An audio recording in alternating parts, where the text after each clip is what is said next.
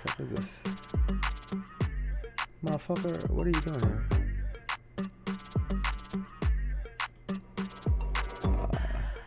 Yes, sirski. Why is my thing not up though? And my throat what's happening? What is happening? Why is this like this? Let's see if it's on my page. Yes, sirski. Happy Tuesday, beautiful people.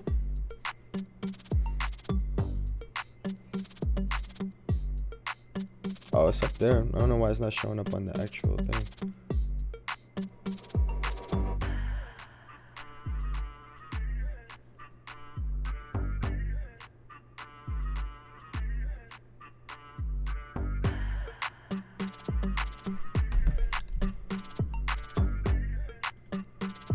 Let me just refresh it, see if that'll help out. It's hard to start preview. I'm already connected, bruh. You tripping? Yeah, that shit tripping. Yes, sirski, we back. Yes, sirski. Happy Tuesday, y'all. Happy Tuesday. Let me hit this. Bet. Boom. Oh, I love it. I love it. Like I said, happy Tuesday. Happy Tuesday. Welcome again to the Jayson Estrera Show, where, like I always say, we try to talk about basketball, sports, and everything else under the sun that we do end up talking about as accurate as possible. And for today, we had a fun evening of basketball last night. OKC steal game 4, and Cleveland make it a game without Donovan Mitchell, but Tatum took control. And in other news, we have Bronny James, who had a combine that everyone has highlights from. We have Caitlin Clark and the Indiana Fever on a charter plane on their way to opening night tonight. So we got a lot of stuff to talk about today. And as always, it is your host, Jayson Estrera. But to start everything off, let's start with, let's see. Right here. I think this is a good place to start. Gang members! Hey, gang. Yes, sirski. Yes, What up? sirski. Gang members! That's gang members. It's about damn time, yo. Hey! We on the charter, gang members. Hey! Yeah! Yeah! Hey. Yeah! Hey, Yo, we on the charter, gang. I already know, right? Like, basketball season about to be over. All these folks who are betting on NBA games are going to just go right on over to betting on WNBA games, and they're going to have something to watch, especially with the internet and the WNBA forcing Caitlin Clark down everyone's phones and TVs. And I'm here for it. Yesterday we were talking about Aja Wilson's sneaker coming out, Sabrina's sneaker coming out, and now we have charter flights for these women, which is great.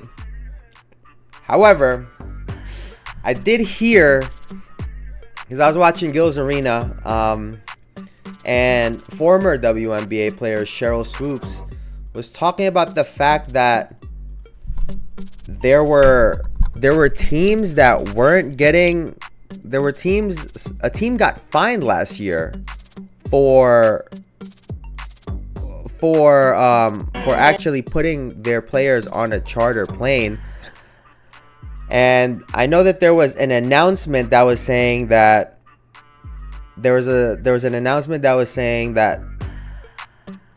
you know, all WNBA teams are going to have a charter plane this season, but they also didn't say how many of those games. What if they only get on that shit one time?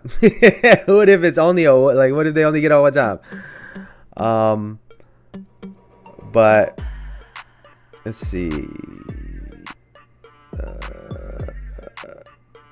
Is it in the intro? You get $100 bonus. Go ahead and take Nah, it. it can't be that because Cheryl Swoops is not even there yet.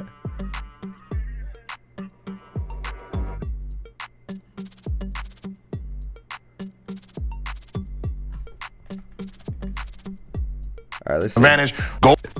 Said NBA team? How many NBA teams yeah, play? What orders? Whatever. I'm just saying. Whatever. Girls walk. Trying to find it. He did.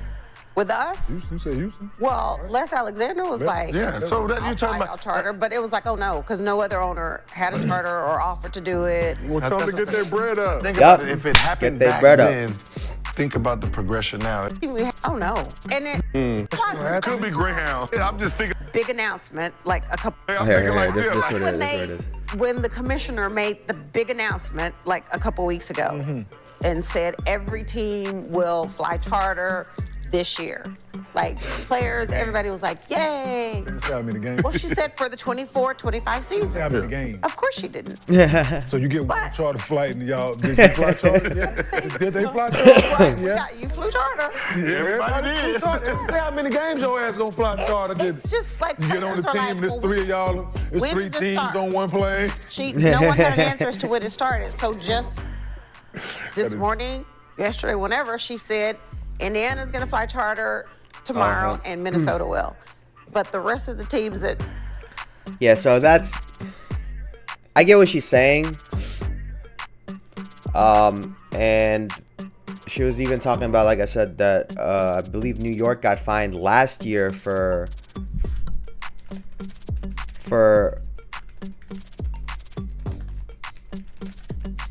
using a charter plane or using a private jet. Yeah. We're reportedly fined a league record $500,000 for chartering private flights for their players during the second half of the 2021 season. And she was also saying, like, you can't change things for one player, but the reality is you can. Right? The reason why there's such an outrage online on all of these basketball highlights and traveling calls is because when James Harden started doing what he was doing, and when other players started doing it as well and saying, hey, James Harden does that shit, I could do it, and you guys don't call it, the NBA in real time made a change. Now there's the 0 step, which really just means there's 3 steps that you're allowed to take now and not 2 like it was before. But yes, you can do that. And we're seeing Caitlin Clark change the WNBA in front of our eyes in real time. And I do think that if you're an owner that got more cash, it's on you to spend it. It's on you to not spend it and have a bum-ass team, and it's also on you to spend it and get an advantage on everyone else. It wasn't that long ago when the Clippers were still practicing out of 24-hour fitness damn near. It wasn't that long ago when everyone was complaining about how much better the Dallas Mavericks' arena, the facilities, they get catering. And then all the other owners had to start doing it. Because now players not only want to go there, but now word gets around, now you're a cheap owner, now you're this and that. So the reality is, if you can't compete with the money as an owner, that's another competition that we don't talk about. If you can't compete with the bread like everybody else is, then you got to get up out of there. And that's, I think, what we're seeing right now. And these charter planes are just one part of it. It's just a part of it. Next thing you know, one owner can afford all of these players. And now we're going to have a super team. And now the same issues and the same conversations and problems we're having in the NBA will all of a sudden just transfer over to the WNBA. Super teams, things are not fair. Teams are linking up. It is what it is, right? So let them girls get on that plane, goddammit. Shit. And imagine being a whole professional athlete and you got to get on a commercial flight. And she was even saying, Cheryl Swoops was even saying, it's not even first class. Could you imagine being a professional athlete? And I get their salaries already shit. I get that they already got, people been talking shit about what they make. You can't even get these girls first class for 13, 15 of them? Come on, bro. Come on. You gotta do better than that. Gotta do better than that. Now, in other news, this has been going viral everywhere.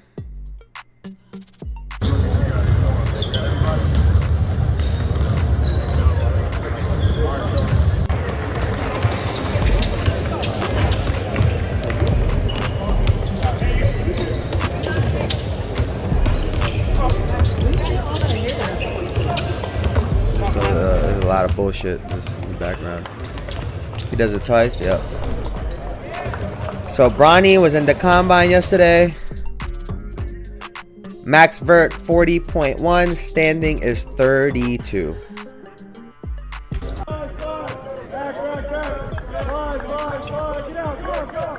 I mean,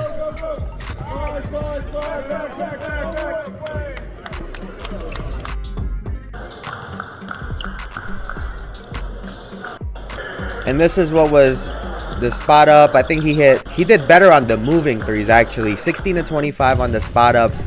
On the moving threes, he went 19 of 25, which is like 71, 76% or something like that. So yeah, this has been all over the internet. Everybody's been talking about it. He had like the second best shooting in out of the players that participated.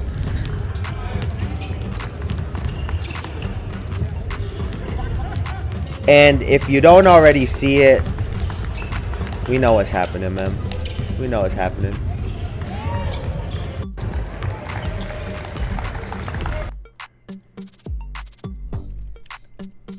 Everything that's happening to Bronny James right now,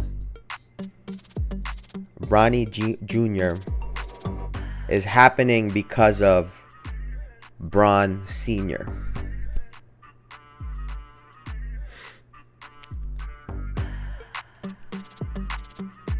In a regular world, right? In a regular world for Bronny, who does have good athleticism, does have pretty solid jumping, he's quick and he's fast, has a better jump shot than his dad, in my opinion, at that age.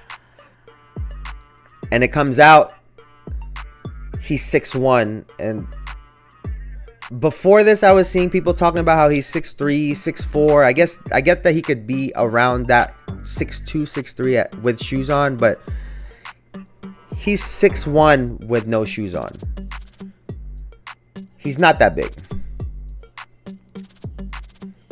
And the truth of the matter is, if it wasn't for LeBron saying, I want to play with my kid, I want to play with my son, if it wasn't for that, I don't think this would be happening right now. I get the idea of being able to play with your dad could be cool. However, not everyone's dad is LeBron James.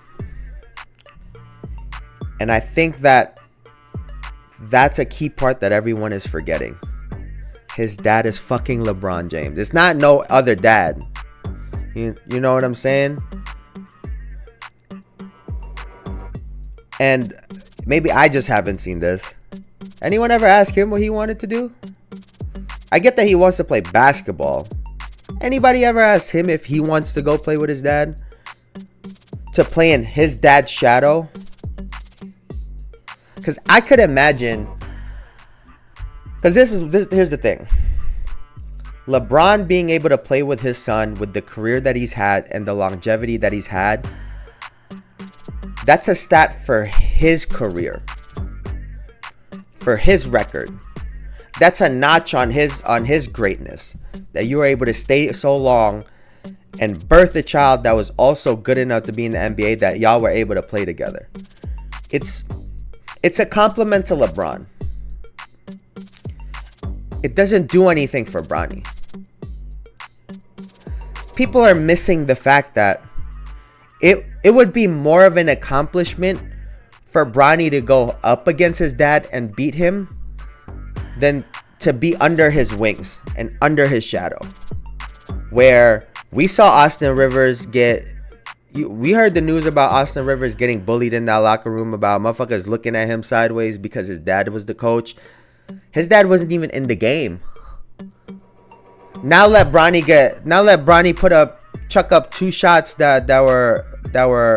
chuck up two bad shots off of passes from his dad, and see what the fuck happens with that. Doc Rivers couldn't even affect inside the lines. He was only coaching from the outside, and there were still people that had problems with it. Now, let alone being the person out there. Now, if someone gets in Bronny's face when LeBron goes to protect him, how does that look for Bronny? Everybody's all enamored and everybody's all up about LeBron. What the fuck does the kid want?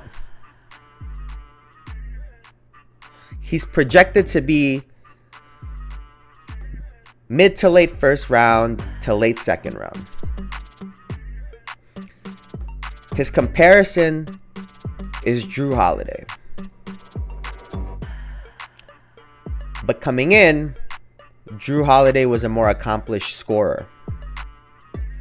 In my mind, Bronny looks kind of like an Iman Shumpert with a better jump shot. And I think that's why LeBron is doing this whole thing.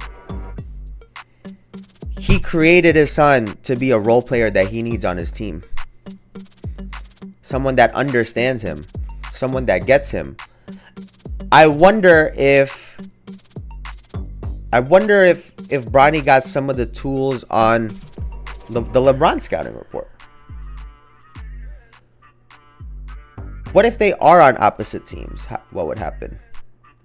What if they are on opposite teams, they go up against each other, and then whoever's guarding LeBron slows him down significantly that night? Will the conversation be, oh my God, Bronny gave him some tips and tricks on how to guard his dad? This kid clearly needs to go back to college, but because LeBron needs to play with his son, it's not going to happen. So he can't have that normal path. So what can happen? I don't see this happening because the 3-point shots were really great. The vertical looked nice, even though they were only talking about the running vert, not the standing vert. So athletically, he's solid. His game we're yet to see because we don't know. He only played but so much in college and didn't perform that well. But he came off of the cardiac arrest stuff. I think he needs to be on a team that can develop him and knows how to develop guards. And here's the kicker. I think the Golden State Warriors should draft him.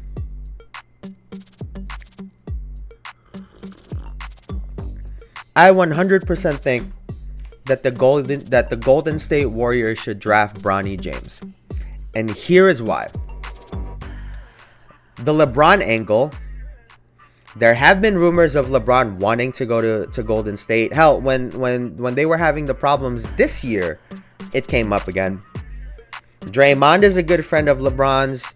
I think Steph, over the years, at least from the optics of the outside looking in, it looks like they have become good friends over the years. And now you add his son to the fold. Golden State, San Francisco, Silicon Valley, it's still big business. So a team like that makes sense for a player like LeBron. And like I said, everyone has been talking about it. How will that dynamic work? LeBron's a ball dominant player. Steph Curry needs to come off of pick and rolls, but we also just heard JJ Redick the other day talk about, oh well, what if you become a spot up shooter and you can extend your life by your playing career by 6 years? So it feels as if breadcrumbs are already there. There's already a whole lot of fucking breadcrumbs around San Francisco and the Bay Area. Here's the other part for Bronny when it comes to the Warriors.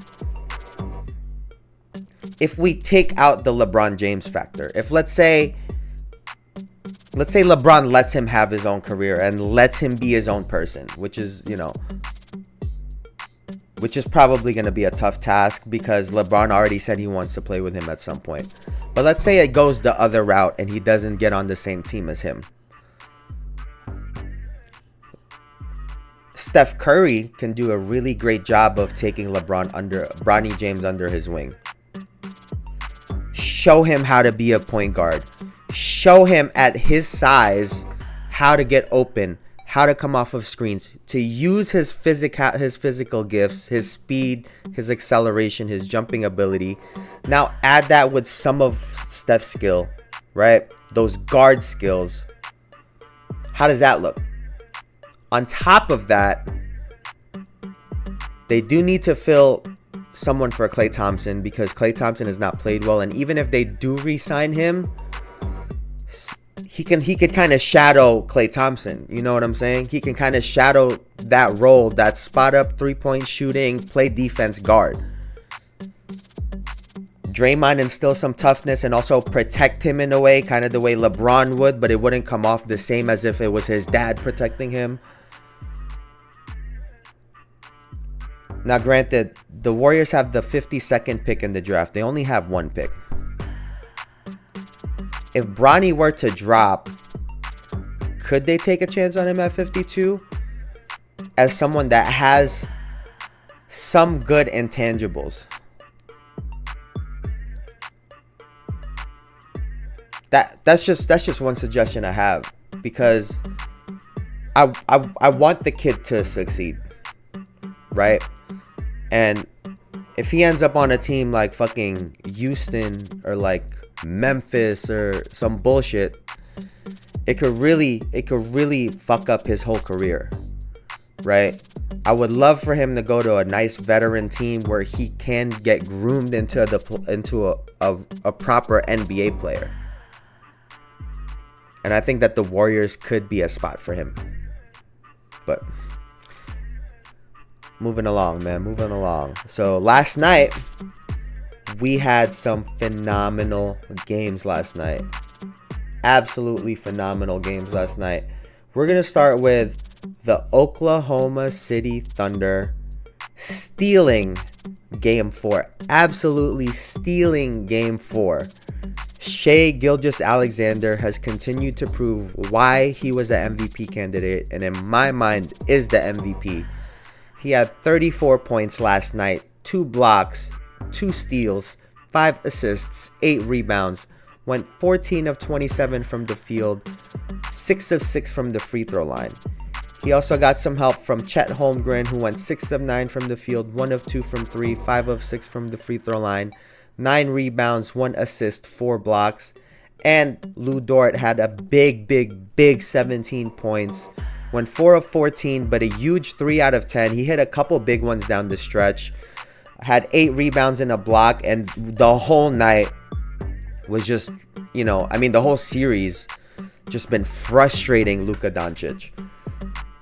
On the other side, Luka did not have a great game.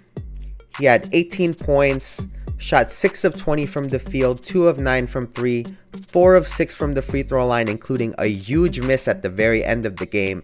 Had 12 rebounds, 10 assists, 2 steals, 1 block, and 7 turnovers. Kyrie only had 9 points, but had 9 assists and was really the facilitator and was really the motor for that team for, I felt like, most of the game. Like I said, he had 9 assists and he only had 1 rebound. And then PJ Washington continued his hot shooting. 7 of 19 for the field, 5 of 11 from 3, 2 of 4 from the free throw line for 21 points. And he also had 12 rebounds and 1 block. But like I said, they straight up stole this game, and I couldn't tell you how the fuck they did it. But let's take a look.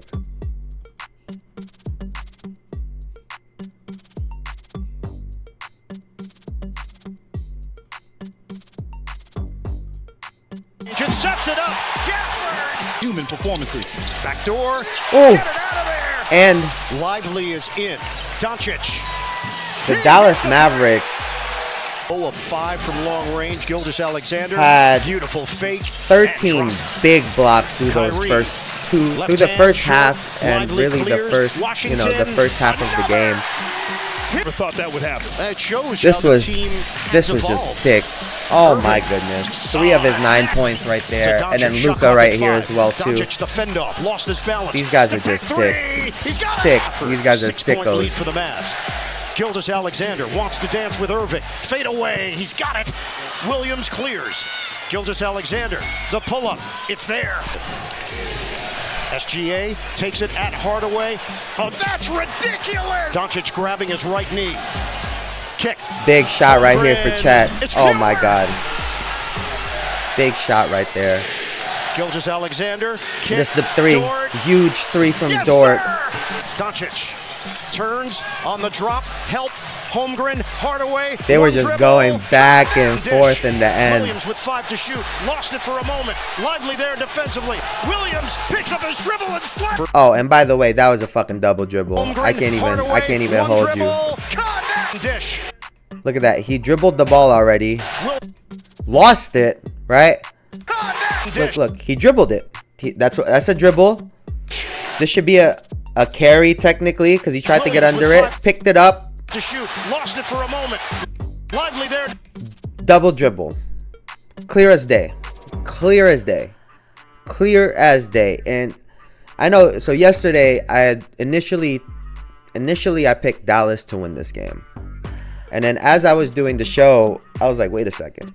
I have this weird gut feeling that OKC is just going to somehow win this game. And sure enough, they did exactly that. Defensively, and Williams picks up his dribble and slaps. First foul in the last let him 2 get away minutes. with that shit. Hardaway just put it in. Throw it away. Threw it away. Leak out for Williams. Threw it away. There you go. Mavericks are down by 4. Lob way up high for Jones. Looking to get it in. He does. Doncic drives, fakes. Huge miss right here. Still a lot of time left in this game if you're Dallas. Makes the second 1 one. point game here for Washington. Make the first. It's short. A miss, a rebound, and a desperation 3. And it just became a free throw game at the very end. He seals the game here for OKC. I think he swishes both of these, Trying to put the man. game on ice. He does. He just swished it, man. And obviously the free throw was a big miss. And maybe I'm just an idiot. Or maybe I've just been fooled because Luka has so many phenomenal highlights shooting the ball. But he hasn't been a great free throw shooter. I mean, he's never shot above 80% from the free throw line for his career. And then in the playoffs, he's improved year after year. This might be one of his better seasons at playoffs, actually, shooting 77.3% from the free throw line. But before then, 2019-2020, 65.6, 2020-2021, 52.9, 77 in 21-22, and 23-24, 77.3. For such a clutch guy, and for someone that's just been known to hit such massive jumpers, it's kind of crazy to see that he's just not a great free throw shooter, right? Obviously he's not a 50, 40, 90 guy, but he's not even close. He's not even close. And maybe that's just me getting fooled by all of these plays and highlights, but he just don't shoot the free throw very well. And I've been saying this about OKC, and I said this when they got smacked around the last game in game 3. They always manage to keep the game close. And it really comes down to their style. And it really comes down to Shea. Shea is phenomenal, but his his mentality of not settling for threes, and maybe it's a coach's thing too, but it's contagious. Yes, Jalen Williams double dribbled on that play, but he didn't give up and he didn't settle. He didn't pass the ball back out. He looked for an opening and he attacked the basket. This was consistent throughout. And I also, Luka's obviously a little bit hobbled, but I have to give some credit to Luke Dortz because he's playing the defense that I think Russell Westbrook wanted to play. He is not giving Luka any room. He is all over Luka. He is extremely physical with Luka. He is closer in size to Luka than Westbrook was. Westbrook was giving up a lot more size than Dort is. But what we've seen this entire series and this entire playoffs, but it's been really bad this series, is every single time Luka gets a shot up or thinks about putting a shot up, as soon as he releases the ball, he immediately turns around and starts yelling at the referee. I'm not going to lie to you. It's tough to watch. He's a great player. He's unbelievable, the things that he could do on the basketball court. But the fact that you know every single time he puts a shot up, he's going to turn around and complain to the ref. And not just complain to them, he'll yell at them all the way down. He'll yell at them running down the court. And he'll do it possession to possession to possession to possession. It's got to be irritating. And the fact that they swallowed their whistle, you know, everyone complains about the referees, but the fact that they swallowed the whistle for this dude is actually, it's mind-boggling. I wouldn't be surprised if they want to throw him out just to send a message. Because a lot of the time you initiate the contact, bro. And I love that stuff, but you can't initiate the contact so much and then also be the one to complain. It don't work like that. And the calls that he was getting in the regular season, he's not getting now, and he's getting really, really frustrated, and you could tell. You can tell. And I'm not saying it's directly affecting his game, because Dort has just been playing great defense as it is. He's literally just white on rice on him. He ain't leaving him. But to see him every single possession turn around and run down yelling at the ref is mind-boggling. And he needs to get his head in the game. He needs to stop worrying about the referees, and he needs to just play his game. Because the reality is this: you're not getting the calls, bro. You're not getting the calls. It don't matter how much you yell at. You've been yelling at them all series, and you're still not getting the calls. So clearly, they're not going to make the call. Just play the fucking game. Kyrie hasn't had a great game yet. And if I'm the Mavericks, that would be my message to the team. We should have won that game. They stole it, right? We should be up 3-1, but we're not. However, Luka shot terribly, and Kyrie is yet to have a great game. If we get one of those games where these guys are getting you 60 to 70 points, and then you have a PJ Washington to sprinkle in some points, Tim Hardaway sprinkle in some points, their chances of winning go up, because now the game shifts. And I will say this about OKC.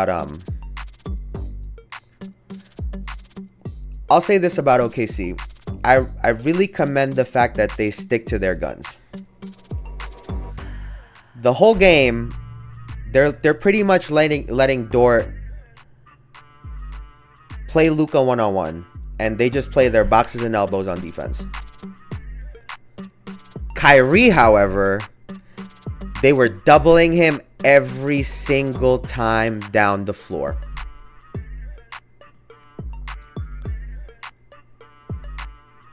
And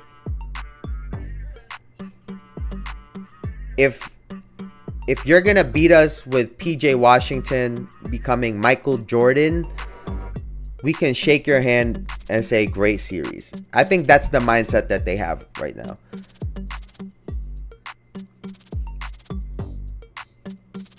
They're not gonna let Luka is gonna take tough shots, but they're not gonna let Luka get hot and get a bunch of assists and also let Kyrie be efficient, have one of those 12 of 19 games, right? 11 of 17, and just goes off for 30 points, like a quick 28, 30 points, super efficient. Because the whole time I was wondering, I was like, they're still double teaming this dude. He got like 9 points. And they kept at it because I think they understood that eventually, if your best players aren't shooting the shots down the stretch, those guys are probably going to miss. They're not built for that moment. They're not like Kyrie and Luka, who have made these shots in their careers. And I really just commend OKC for sticking to their guns, sticking to their mid-range, sticking to their defensive plan, and literally just riding the wave out. And eventually, the tipping point happened, the game turned, and all of a sudden, Dallas was scrambling. Meanwhile, OKC had been playing this steady basketball the entire game. They didn't have to do anything differently down the stretch. Dort was getting those same shots. He was just missing a couple of them. Now he hits a couple of them. Shea continues to hit some shots. Now the game shifts. It's as if they're a lot more fearful of Kyrie getting off than Luka. Which is crazy to think, right? Which is crazy for some people to think. It just goes to show you how great Kyrie Irving is. And he's shown an ability to facilitate the last 2 games. I think he's going to need to come out and be more aggressive. He needs to be the one that frees up Luka Doncic a little bit, right? He needs to be the one that free up some shots for Tim Hardaway. Because Luka is just taking the same shots. Part of me feels like he's also just missing a bunch of them. There's a bunch of little step backs and fadeaways that he would typically hit that he was literally just missing. You know, it happens. You make some, you miss some. He was hot the last game. He was just cold this game. It comes and goes, right? It's a part of it. But for such a young team in OKC to just stay the course, stick to their game plan, and for Shea to hit every big shot that he needed to down the stretch to keep them in the game, and now you sprinkle some threes from Dort and Holmgren. After you've kept your team in this game, they're like, all right, we can help you get over the top. That's what a team is, and that's what I was talking about. Barkley was saying they play a lot of one-on-one basketball last night. I don't know what the fuck he was watching. Guys are, one, just missing shots, but 2, they're staying aggressive and they're attacking the paint. It's a lot of drive and kick and not settling for threes. It's another drive. And OKC stole that game, which is a really, really massive game going back home. I got OKC in the Western Conference Finals. I think they're going to make it to the Western Conference Finals. And games like that builds character for a team, and it can also demoralize the other team. Luka and Kyrie are stars, so I think they'll only be affected by this loss only but so much. I would look for those 2 to come out aggressive. The question is, will a PJ Washington still come out and have a game that have a good shooting like he's been having? He's due for a bad game. Will Tim Hardaway get going? Will these other guys get going? And the question for them is, I do not know. Because their game is so reliant on their 2 stars. And everyone else just kind of just find spots. And here's the other thing. I actually saw Let me see if I can find that.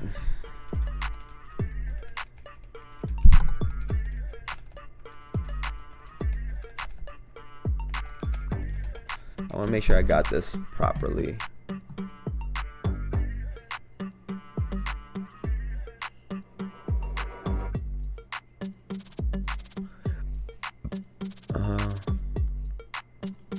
When Luka's not playing or when Luka goes out the game, the ball moves better.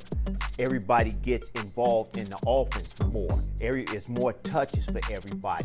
I'm not saying that they like it when he's out the game. I'm just saying that they're more involved. It's been going like that for the last 3 years. When Luka's coming out the game or he doesn't play, the team moves the ball better. They run offense better. They involved in the game more.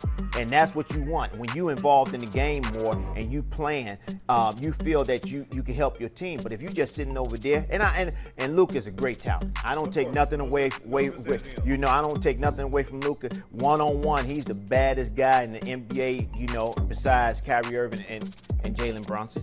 And so when he has the ball, Jalen he controls Brunson. a lot of things out He's there. really on the good. court. Those are the But 3 names y'all came up with? When he needs to move the ball, sometimes he don't move the ball. It sticks a lot. So when he's off the court. I wonder when did this come out?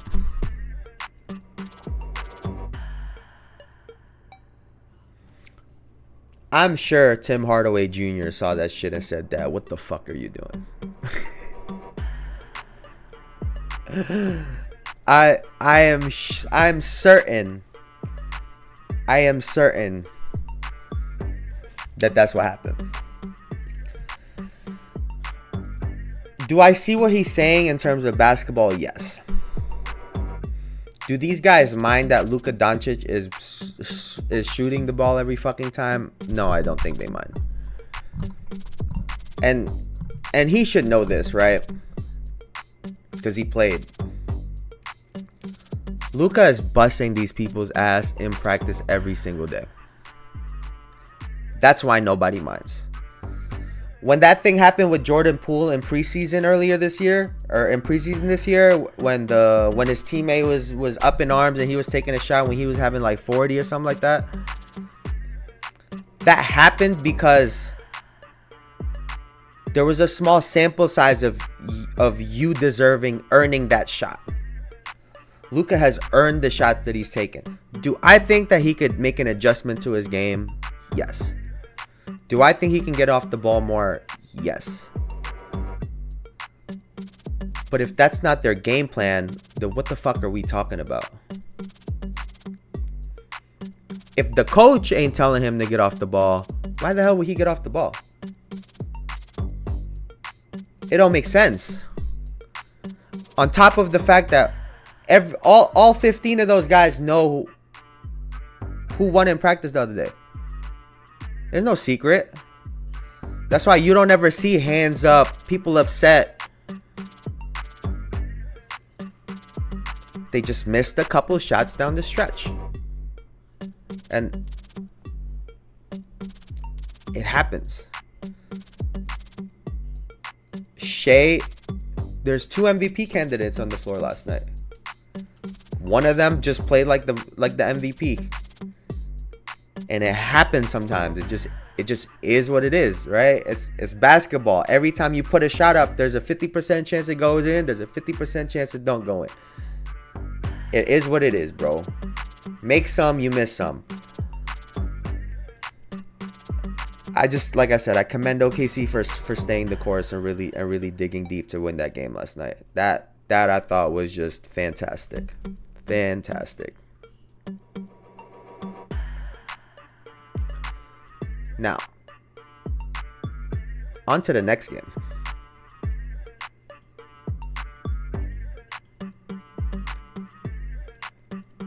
The Boston Celtics and the Cleveland Cavaliers faced off in Game 4 last night. Now, Cleveland had no Donovan Mitchell, who ever since his 50-point game in the Orlando series has been lighting up whoever's been in front of him, whether it be Orlando or Boston. He has just been on one.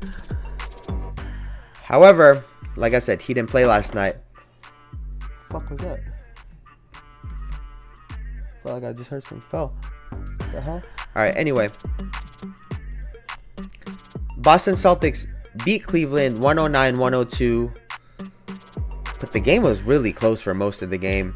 Jayson Tatum ended up with a 33-point game, won 11 of 25 from the field, 2 of 8 from 3, 9 of 9 from the free throw line, 11 rebounds, 5 assists, 2 steals, and a block.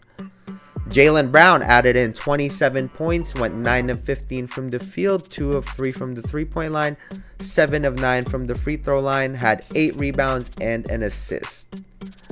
On the other side, Darius Garland finally had a breakout game. I wish he could have had this shit when Mitchell was on the floor. He had 30 points, went 12 of 27, 4 of 13, 2 of 2 from the line, had 3 rebounds, 7 assists, and 2 steals. Also added in 19 from Mobley and LeVert. So let's take a look at what happened in this game.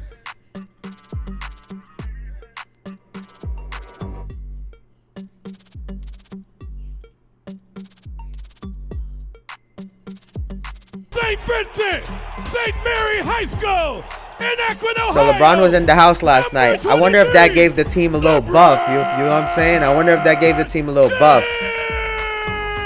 Cleveland comes up empty. Okoro screaming for a foul. Tatum into the chest, goes right at the Cleveland comes up empty again. 10 straight points for Boston. Oh, give me that. Too small. Bruce just too small for him. Mobley, too small, too slow for him. Always a mismatch. Team at 16, getting them juiced up. Tatum backing down. Strus makes it look. What a shot! Garland probing. Nearly loses his footing. Garland started getting loose a little bit. Before halftime, Garland starting to heat up. Split! Sam Hauser with his first points. Here's Garland. Another one.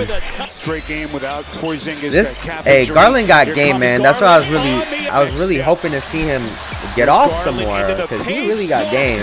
Garland against Horford. The blow by Horford got physical contact, not necessarily for tonight, but for rounds and games forward. I thought this was big. I thought that was big because let me see. I know I wrote it somewhere here.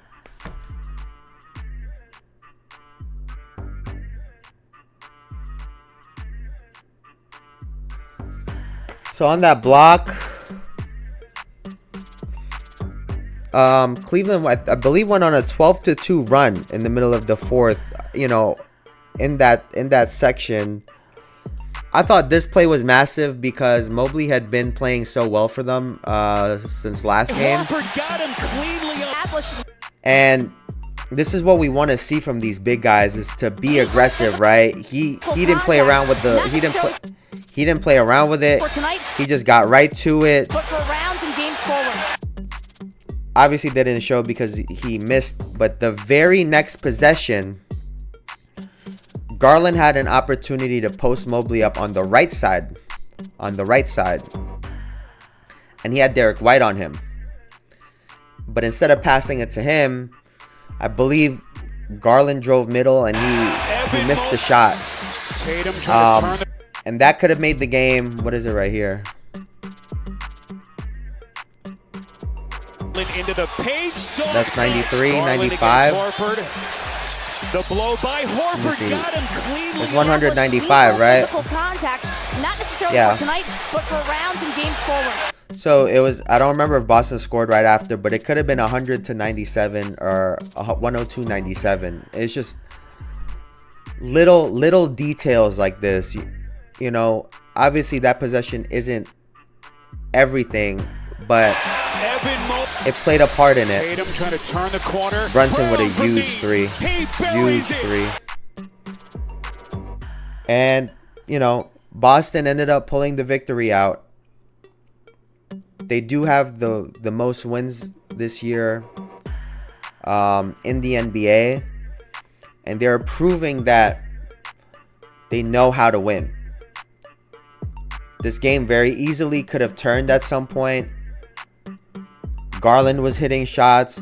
You know, Cleveland at home was really catching momentum. Like I said, I don't know if they got the LeBron buff for being in the arena, but they played this game almost as well as they could have without Mitchell. They had, 30 points that was sitting on the bench for them, and they kept the game close. And like I've been saying about Tatum, anytime the amount of threes he takes is only a third of his shots, he will have success. Get him in the mid post, get him on some more post ups. He's constantly attacking the rim from the 3-point line, not settling for sidestep threes. He's being very, very aggressive, and it seems to be at the right time. I don't know if he's doing it on purpose. I know a lot of people have been talking about it, but he seems to be peaking at the right time. A lot of his guys, he's given them confidence. Derek White, he's given confidence. Jaylen Brown, he don't need to do nothing with. Excuse me. But it seems as though he's realized that, okay, maybe I need to start picking up my offense just a little bit. I'm doing everything else still. Like, that's the beautiful part in it, right? His offense isn't taking away from the rebounds and the assists. It's just getting added to it now. His shooting just better, right? And this is all I was talking about. I felt like he's been playing great so far. They haven't needed him to score because they've been blowing everyone out. But he was just shooting bad. And I think I was saying this last week. Maybe, everyone has their rhythm, their stretches, right? They got a stretch of bad games, stretch of good games. Maybe they shoot well this week, shoot bad next week. Maybe he's just catching rhythm at the right time, right? He hasn't had a 30-point game in a month or something like that. Maybe he's literally just right now on the verge of having a really great run towards the end of the playoffs when they need him to be the best, right? And I don't know if he's doing this on purpose or if it's just happening coincidentally. He's been playing great already. He's, like I said, I think his game has matured a lot. And now him being even more aggressive. Like I said, Brown has been so consistent as the second option. Now you have Tatum hitting form. It really seems like they're primed to win this title. OKC, OKC's finding that second star. Right now they're getting the second star they're approaching the second star, the second option as a committee, right? As multiple guys. Like, how many guys could we use to fill in for this second guy? And we'll just do this as a team. Minnesota has shown that they potentially could have a similar issue, right? Cat hasn't come up big for them. Anthony Edwards has. We see him talking that talk. He held himself accountable after game 3 and then came out game 4 and had 44.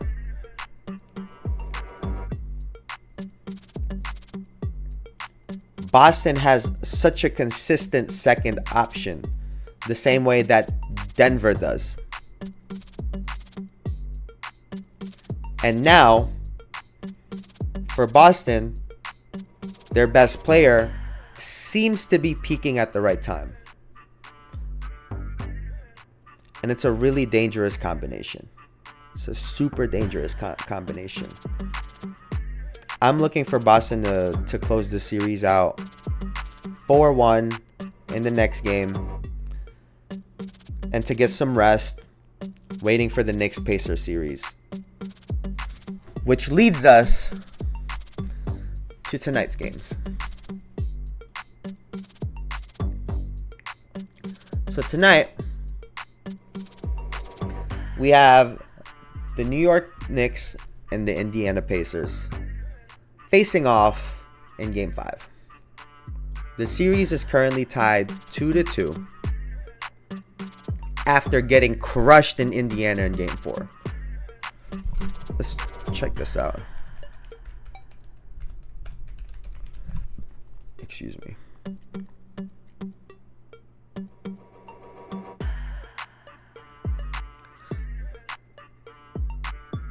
So apparently, I didn't even know this. So apparently Mitchell Robinson just underwent his second ankle surgery of the year to repair a stress fracture. Jesus.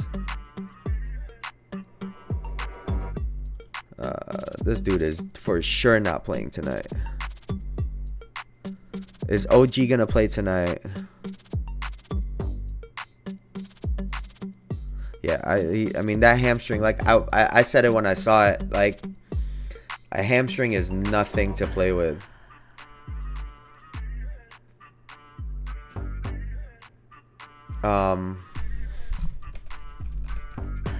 Let's see. Yeah, so Brunson's gonna play. I just had to check. The reality is he can't afford to miss a game at this point.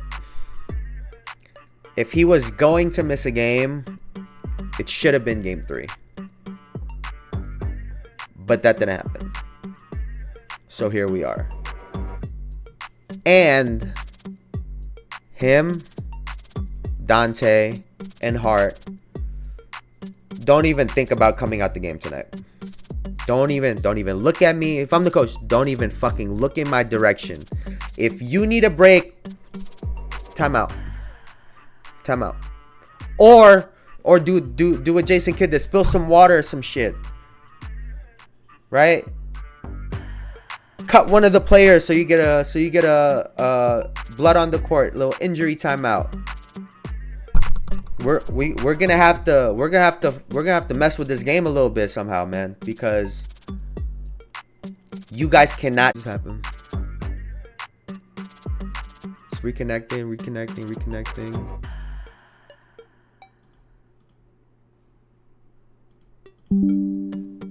Oh, we back. Alright, anyway. These guys cannot expect to come out of this game. Not saying he needs to have 40. He just can't come out the game. It just is what it is, man. It just is what it is. You just have to rotate everybody alongside it. Like I've been preaching, Hartenstein needs to go get some fucking buckets, man. What are we doing? Miles Turner is allergic to the paint, and Siakam is killing us. You need to be able to match Siakam's interior offense. You need to match it. That's it. You need to match it. Brunson needs to try to win his matchup with Halliburton. He needs to better Halliburton's production. And then between Dante and Hart, they make up a majority of the rest of the production. Hopefully, we get some points from Deuce. I don't know if that's going to be the case. McBride has just been... He just hasn't been there like that. Hopefully, Burke can come out and give us a spark. But it's really going to come down to those 4 guys. To Brunson, Hart, Dante, and Hartenstein.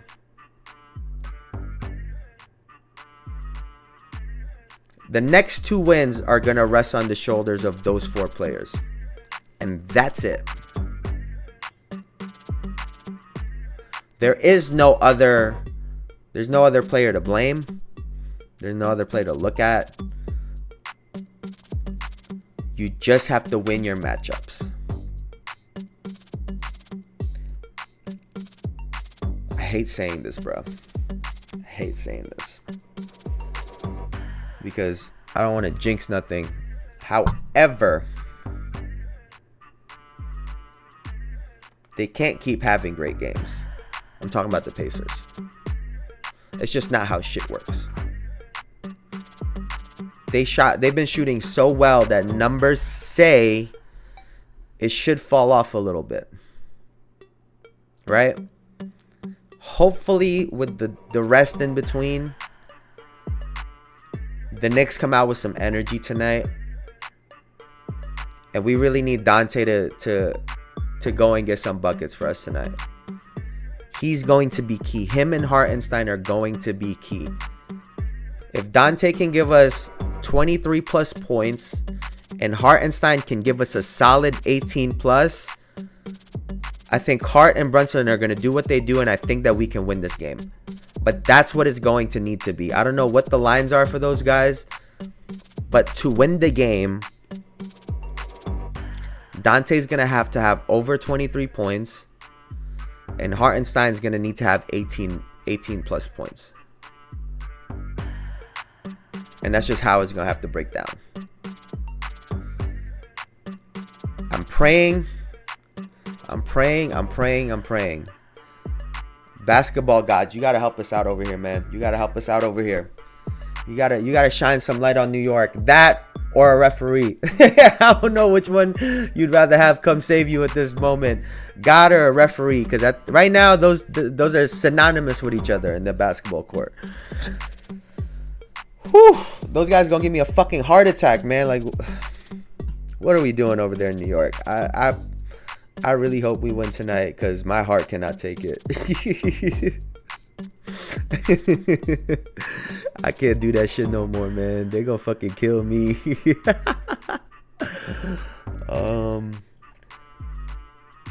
Moving on.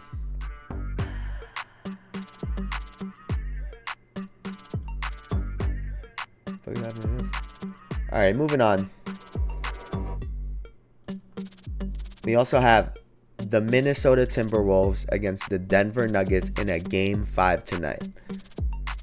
And I wasn't the only one, bro. I wasn't the only one. The way Minnesota won those two games, so is the rest of the NBA. When I'm talking about, like, players, analysts was like, oh, this shit is raps. You seen the way they clamped up Denver? I guess that's why they're the defending champions, right? And that's where, you know, before the series I was talking about experience is extremely important, yes. But Minnesota has something that you can't teach, which is size. You know, athleticism. You can't teach those things. Right? However, when you see the way Denver has been spreading the floor out, when you see where Jokic is catching the ball, he's catching the ball much higher in some of these situations. Daring Minnesota to double. Yeah, motherfucker, come double team me on the 3-point line. See what happens. See what happens if you double team Jokic on the free throw line. I mean, from the 3-point line. And they've been there, right? Gordon obviously has been playing great. But Murray has done a great job of picking his spots, right? His points don't show up. Like, he don't have that many points right now.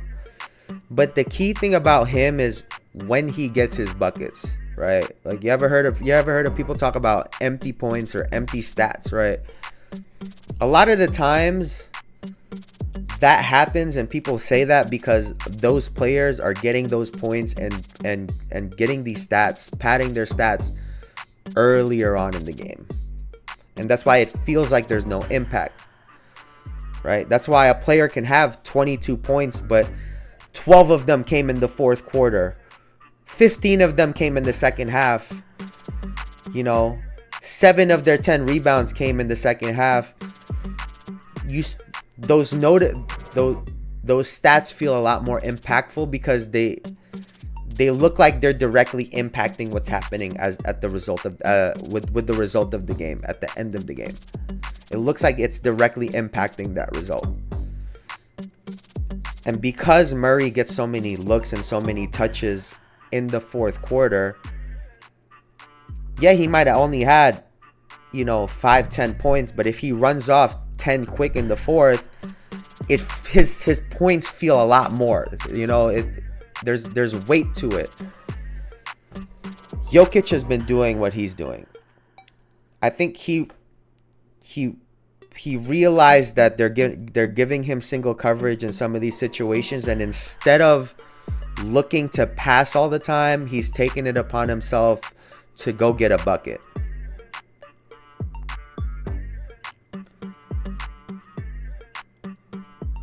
They can't guard him one-on-one.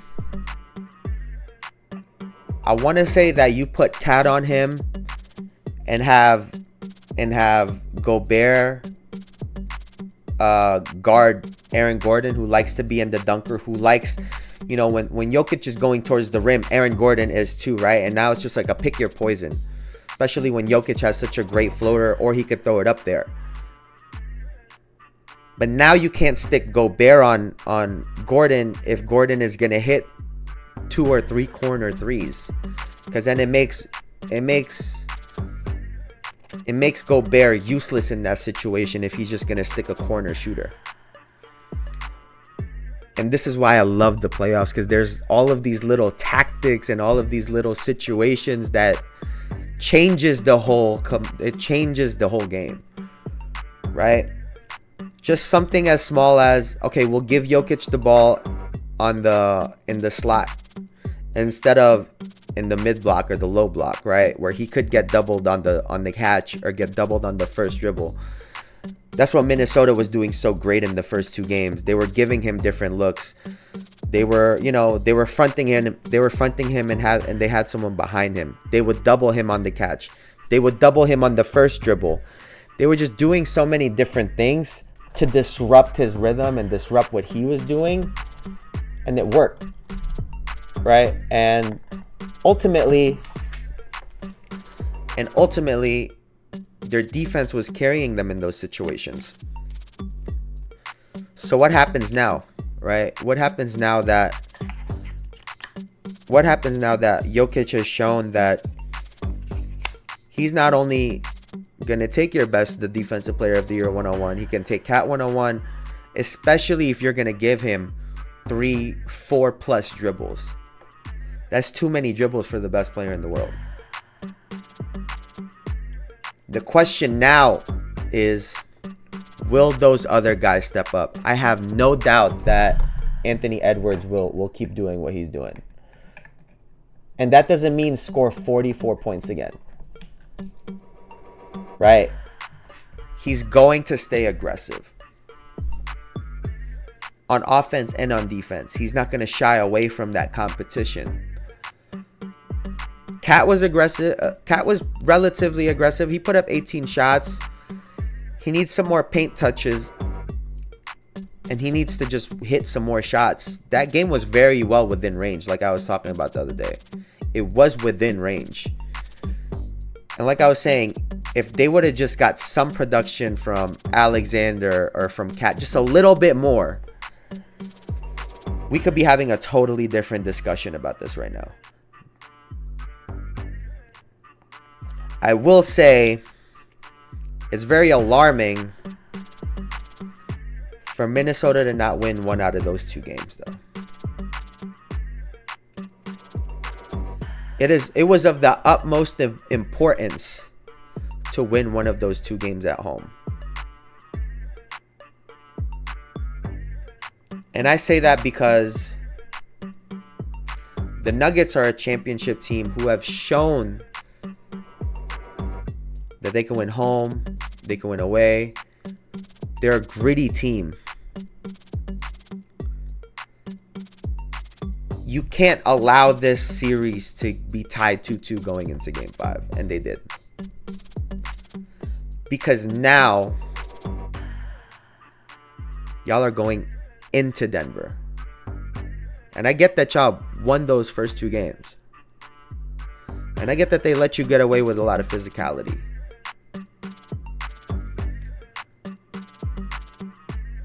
But how will you guys respond? We know how the champs have responded. They've shown us this year after year. Minnesota is a very small sample size, even though I do believe in them.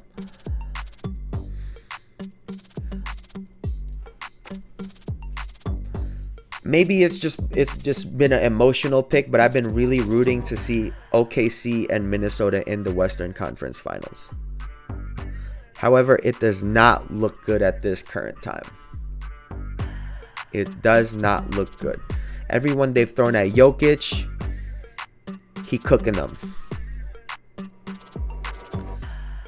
Aaron Gordon, been playing phenomenal. Jamal Murray has been great in his spots. They still have a Michael Porter Jr. who can get off. They still have a KCP who can hit some shots. A Reggie Jackson off the bench who can get loose. That's why Denver is they're so dangerous. You know what you're going to get from your first two. But now you got to worry about 3, 4, and 5. Because if one of them have a good to great game, you're in fucking trouble. And right now, I think Minnesota's kind of searching.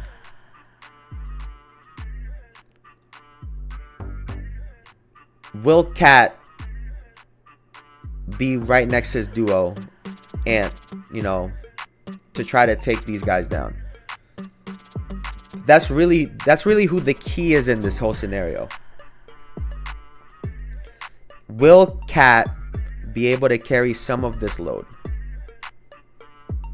And if he shows that tonight, I think they got a real good chance. They got a real good chance of not only winning the series moving forward, but of advancing forward. Right? This is a big moment for Anthony Edwards, but Cat, who hasn't been in the playoffs a whole lot, this is also a big moment for him, right? We get to see what you're like in the playoffs. The last game wasn't good. Like I've been saying, people miss shots, people make shots. It's a part of the game. He needs to stay aggressive. Last night, we had some good games. I said this earlier in the first round. It's been alternating. It'll be good games and then bad games. And then good games and then bad games. Last night, we got treated to some great games. The night before that, Denver cruised to a victory and the Knicks got blown out. It was Saturday. I think Saturday was Cleveland won, I believe, right? What the fuck happened on Saturday? Let's see.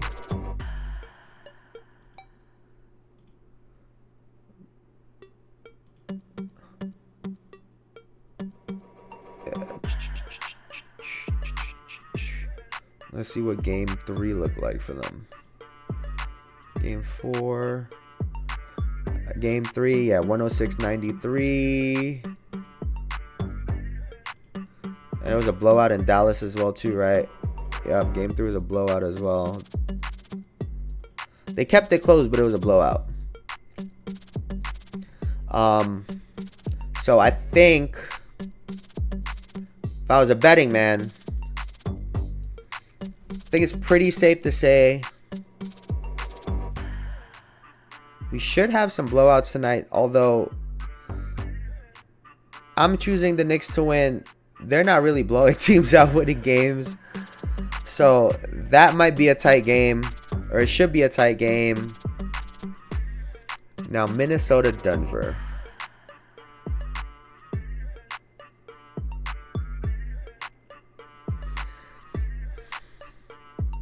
History says Denver wins tonight. If you're a betting man, Denver wins tonight.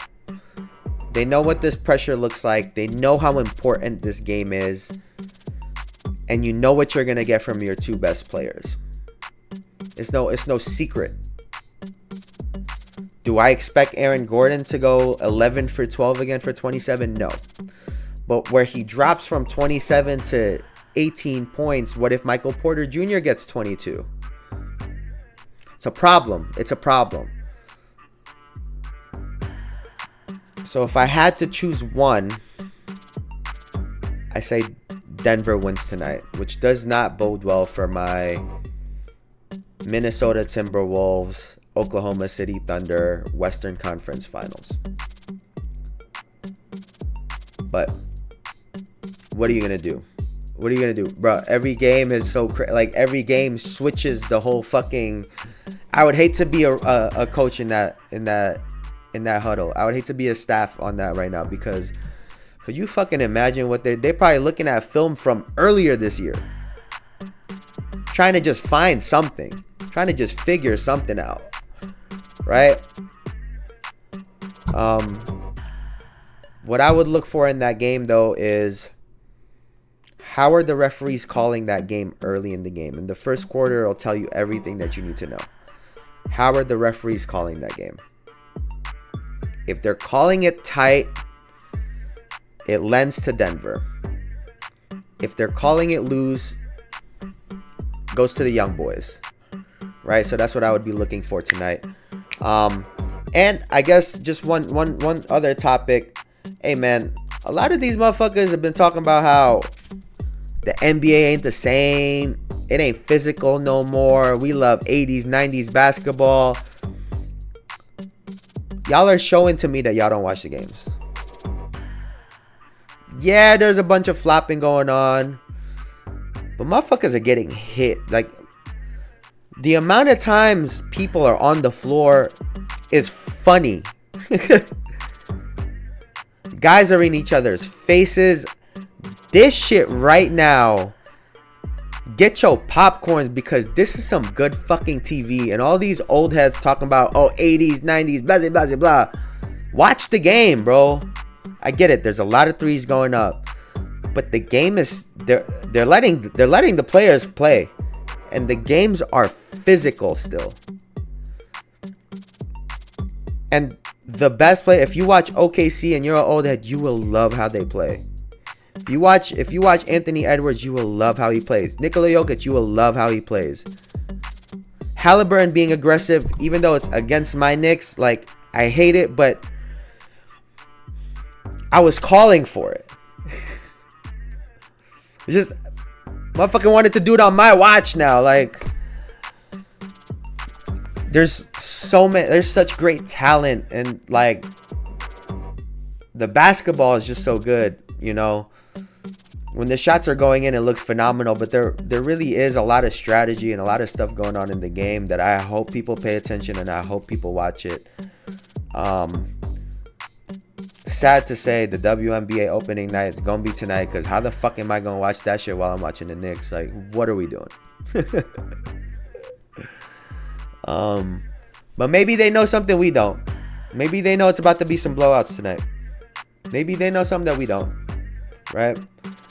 But you know, that's gonna do it for me for now. Holy shit, we've been on for a minute. But that's gonna do it for me for now. As always, it's been your host, Jayson Estrera, on the Jayson Estrera Show. Thank y'all for watching. What did I say? Please like, comment, subscribe, share with your friends. Yeah, all that good shit. Thank you for watching. Peace.